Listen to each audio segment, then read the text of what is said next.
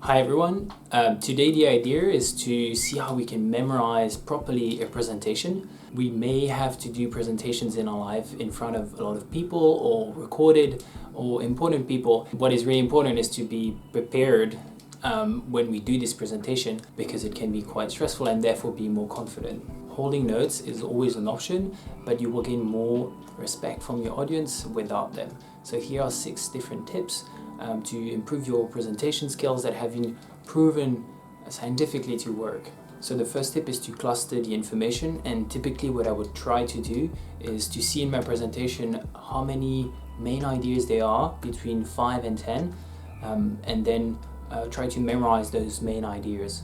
The second point is to use a memory palace, which I've already explained in a previous video. You can see it in the link below, but the idea simply is to have those main ideas and put them into images, and those images you put them in your memory palace. The third point is to rehearse out loud rather than trying to rehearse in your head or just mumbling. This exercise also forces you to practice as if you were presenting in real life. So if you know that you will be presenting standing, then adopt this position when you rehearse, and vice versa. If you know you will be sitting, you can just repeat your presentation and rehearse sitting. Personally, I'm often amazed by how TED Talk speakers are delivering their presentation. It's extremely well made.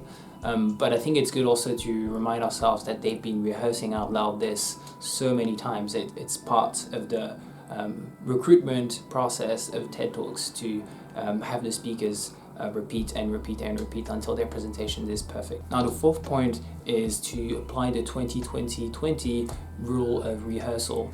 And the reason of doing this is to optimize your time preparing your presentation. So what it means is you spend 20 minutes memorizing your content, and then you spend the next 20 minutes rehearsing, and then the next 20 minutes rehearsing again. I made this mistake quite often where I would spend maybe 50 minutes just trying to memorize the content and then 10 minutes rehearsing it.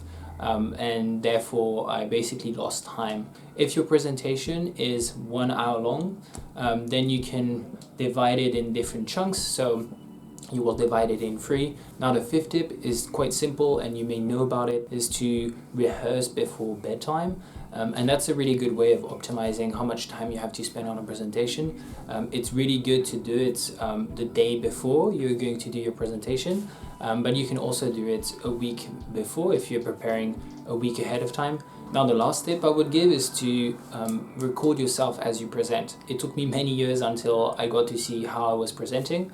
Got to see myself only a year ago, and when I looked at the video I was like, okay, those points are decent, but there's definitely room for improvement in all those areas. So whether it's the way you stand or the way you speak, what kind of words you're using, your gestures with your hand. So there are many ways to improve, and the only way I could really see was to record myself. And so you can use your phone and put it in your bedroom or your office or wherever you're trying to record yourself and film yourself. And I mean, what's the worst case scenario? Nobody is watching.